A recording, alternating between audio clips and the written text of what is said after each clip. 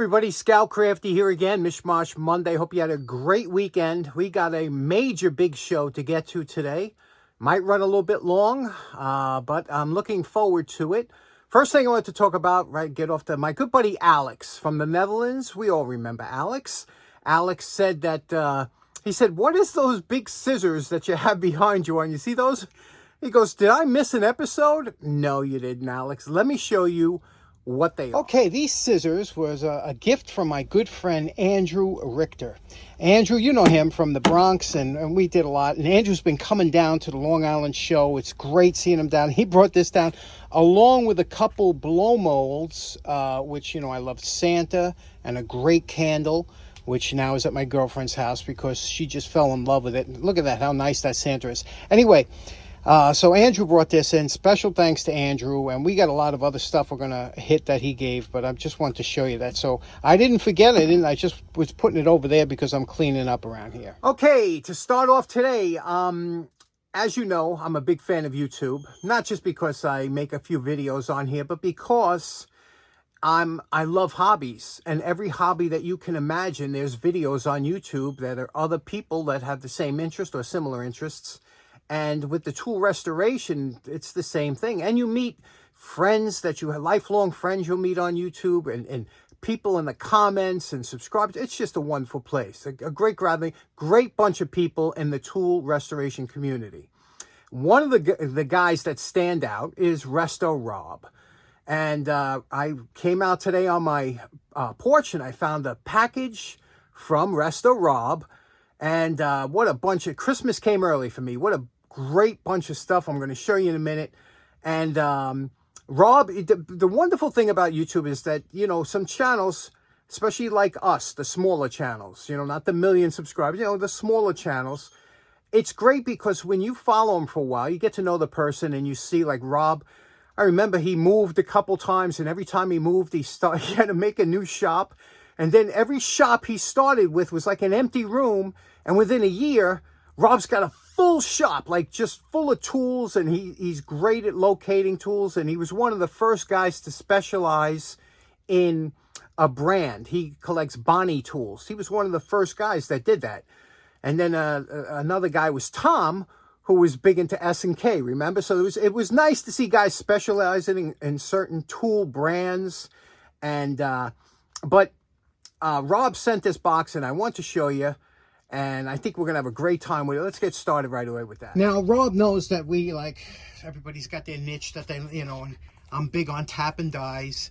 And look at this beautiful tap from Detroit. I don't have a brand Detroit tap. Can you see that? It says Detroit on there. And this is a 1/2 inch by 20, which is National Fine.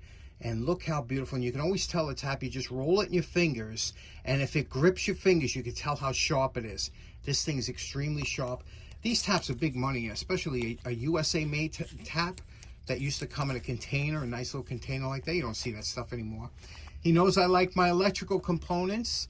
Sent some nice Bakelite accessories here. Rodale. This is a 3-way adapter, which always comes in handy. A couple boxes of wire connectors, and look at these Bakelite. Oh, I can't tell you, these things are fantastic. I prefer these, the new ones, the ideals. Then they're kind of similar to this, but they're not Bakelite, and this is just absolutely beautiful. To find these very difficult today. And then a couple fuses, which, you know, I still use, believe it or not, I still use fuses today. I always liked them. And you could see what's nice about here is it says 10. If you look on the inside, you see it says 10. If you look on the inside of this one, it'll say 15, 10 and 15 amp fuse glass. But I still use them. If you look over here where my shop power is, right up there, that's my little shop switch. That, you see that? Still use the old fuses. I like them. And of course, another one of my hobbies is padlocks, which I think I have more padlocks than any other collection of stuff I have. I have a huge collection, but I don't really talk about too much. But this one's really cool because look at this. A see-through padlock. And what's great about this is great for learning how to pick locks, learning how locks operate. I want to get this in the right light so I'm not getting too much glare because I want to show you how this works. Okay, hopefully you can see that. Now what this is, it's an acrylic body with a metal shackle. It has a brass cylinder, and there are pins. When you hear a pin is nothing more than if they take a pin and they cut it somewhere along the length of the pin, and half of it goes in the cylinder and the other half goes down here. Now, depending on where you cut that pin, that corresponds to the cut of the key. So how this works, if you can see when I push the key into the lock here, okay, watch what happens to the pins. They start to push down. You'll see them push down because, and you'll see some splits in some of the pins until I get the key seated. Once it's seated, all these pins go in, so where the cut line of all those pins is equal to the cylinder, that allows the cylinder to turn, and you can see the pins over there. You see them, and that's what allows the lock to pop. That's all it is. And then when you pull this out, watch the pins. That's what stops them from opening. As I pull the key out, you see the pins go in and stop the cylinder from turning. It is just beautiful. And this is how a lock works. Very simple design. You can see the spring here that pushes the shackle up on this side. And ingenious, though, when you think about how this doesn't fail with all the dirt and grime and everything that goes in there. Here again, I'll demonstrate it again. Can you see that? Just turn it like that, and amazing. So this is just beautiful and great for learning how to pick locks too. Next up, Rob sent over this beautiful mechanical fire alarm. This is an unusual one because this one here, you don't usually see these too often. This one here is a Vanguard, you'll see in the back. Look at this beautiful label that they had there. Vanguard Protection Systems, you see it? And it says for local areas only. Look at that atomic logo. I always love that. And that used to be very popular in the 50s and 60s, that atomic logo on there. Temperature rating indicated on face of fuse. Do you see that? Now, how this would work, you would wind it up. Again, it's mechanical. You would wind it up. There was a fuse, this here. This fuse would go on top of here like this, okay? And I'll show you that in a minute. This little silver piece would be soldered down, and depending on the type of solder you use, that would determine the temperature for when this would go off. Now, right now, the solder that's used on here is 125 degrees. Once it gets that hot, this top will pop off and this alarm will go off. And you'll see now, I'm going to push this pin in. You see that pin? Now, that fuse holds that pin back, and then you could wind it up, okay? You wind it up, and now, when that gets that hot, that will pop,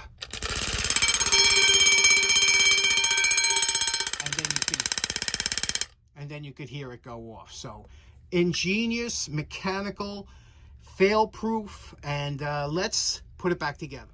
Now, once this fuse was used like this, you were supposed to buy another one, but we're going to solder this one back, okay, because it's got enough solder in there. We're going to hit it with the soldering iron, try and solder this back.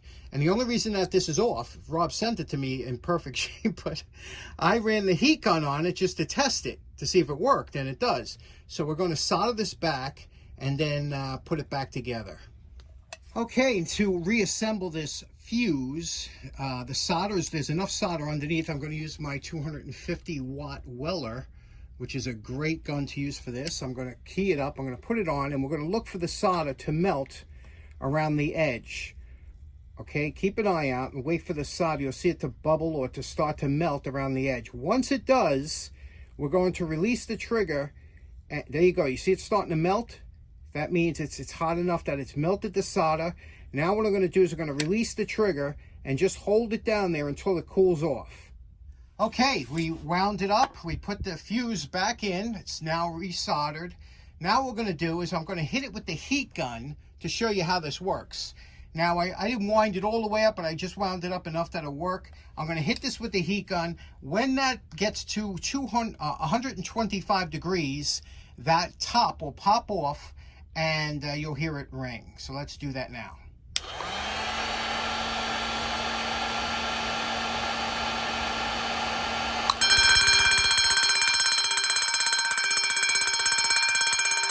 put the fuse in, you see that those two little legs have a hook, and these ears fit under the legs and push down, and that'll hold the pin down while you wind it up. Okay, there we go. The fuse is back in, it's holding, and again, you wind it up. These two screws were meant for a backing plate that held it against the wall, away from the wall rather, so you got a good loud ring. But there we go, mechanical, will last and last. The thing is that if you did have a fire, you probably wouldn't find that little tab because it does pop out. I was able to find it down here, but if you lost it, you'd have to make another one. What do you think of that? How cool is that? Okay, next up, Rob works for the Royal Gorge Route Railroad, okay, which is, tell me this can't be the coolest job ever. It's in Colorado, Canyon City, and you could see here, you could take the train ride. Look how beautiful that is. Look at that locomotive. And you could have dining cars, things like that, and trips that they do. And he sent me a couple souvenirs from where he works. And a couple is that he picked up off the tracks actual railroad spikes from the track, from the Royal Gorge Route Railroad. And these would be fun to make into like something special, right, for these. And check this out. Now, you know I always save the best for last, or my favorite to last. And what this is, this came off of a locomotive of one of the trains. This is a signal light, and you can see it's a straddle light number 62. Can you see that? Straddle light number 62. Here you can see it's a starlight, transit warning light, transistorized warning light rather, number 845F, 12 volt DC. How awesome is this? Let me show you what the inside looks like. This has a hinge on it.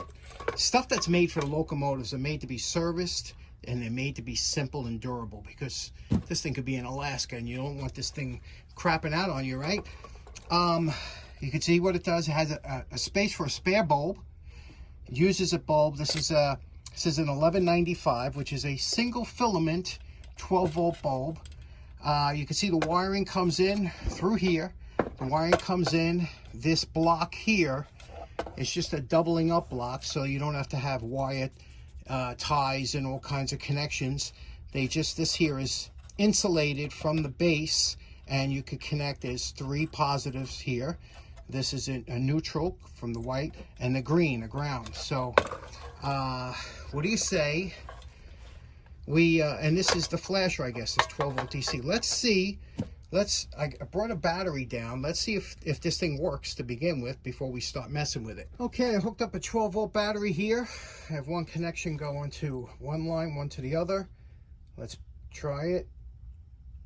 I don't see any sparking, so it means I don't have a connection. Okay, so it's not working. That's okay.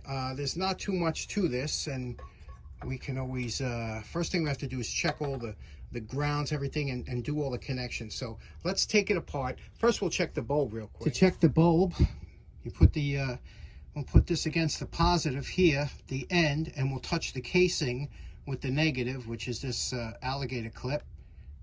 And there we go. So that we know that the bulb is good. Now we just got to go through the connections, okay? 12 volt is very simple. There's not much that can go wrong, except if it's that flasher unit, you know, those a lot of times they would go. So let's clean it up. Okay, using our continuity tester here, we can see that the white wire, there's only 2 leads, the white wire is going here to this block, and all this is, it's a joiner. That's all it is. You could wire tie these two, or using a wire connector, but the white one goes here, and the black one, or the hot, goes here to this block here. So let's get this wire out. Okay, first step, we're going to remove all the components that we can. We took the flasher out, we're taking all the wires off, okay? Now, it's important with these spade connectors, which I've never been a fan of. You know, I'm not a big fan of spade connectors. However, when you take them off, you don't pull them like this out. You have to wiggle them back and forth until they come off the connector, okay? And then when they come off the connector, you have access here. We'll clean all this with the Dremel to make sure we get all that shiny and brass again, and then we'll put some dielectric grease on there so that they won't and now we're just going to start cleaning everything up, and we'll take the lens off. How nice is this? Now, the key with most of these components is to try and clean it without scratching it, because a lot of this is aluminum, especially like this reflector here, you don't want to scratch up. And also the outside case being aluminum, you don't want to scratch that up too much. So we'll take our time. Okay, we're coming good. Cleaning up piece by piece, took all the contacts off. Each contact you have to clean till it's shiny brass so that you don't have any problems. We're going to rewire it coming in. We have the flasher all cleaned up. I think this will work. You never know till you try it. Now, what we're going to do is we're going to do the lens. Oh, yeah, the lens. Look at this. But it's plastic. Plastic always comes back, you know. So we'll clean it and then we'll polish it. To polish the plastic, we'll use our sanding pads from 320 grit all the way to 10,000 grit and then finish it off with some Plastex polish. And look how beautiful that comes out, like NOS. Okay, we're a couple hours in here. We rewired it. We put new connectors everywhere. We checked everything. I got another bulb. Now let's test it out. And oh, there we go. Let's put it together. Okay, so there we go. If this isn't the cat's pajamas, I don't know what is. Check that out. Looks almost NOS. Put a new cord on there. It's running on the battery. Let's see what this looks like in the dark. Okay, there we are. Now, you could see this. I'm quite a bit away from it. But boy, is that bright. This thing is super bright. I bet you could see this thing a mile away. I guess what it was made for, right? For trains. Absolutely fantastic. Okay, so in closing, that was a heck of a mosh today, and special thanks to Resto Rob. He could have done this on his channel easily, but he sends things out to other creators, and he's just an all-around generous guy. Let's thank him by going over to his channel, giving him a subscription. I have his link at the end of this video. There'll be a link, and also in the description. So again, thanks so much to Rob. And let me know how you liked today's light. And just imagine that on the back of a Colorado railroad, how many years it was flashing, and if it could tell stories, right? What it could say.